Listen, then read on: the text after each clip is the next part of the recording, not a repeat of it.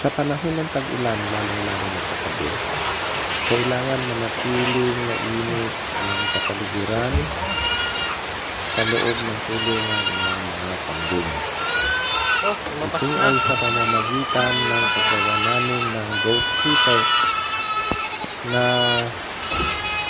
aming experiment. Lumabas na. Kumuha kami ng isang latang drum at nilagyan namin ng parilya sa loob para yung uling at yung mga sanga ng kahoy na ilalagay namin natin ay hindi sila mahuhulog doon sa ilalim ng drum. Kailangan pag nasigyan ito ay kailangan matakpan para regulated ang yung init at saka yung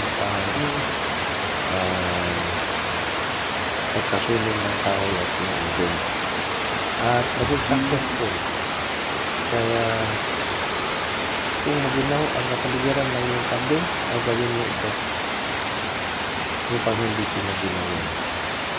Yun lamang, maraming salamat sa inyo.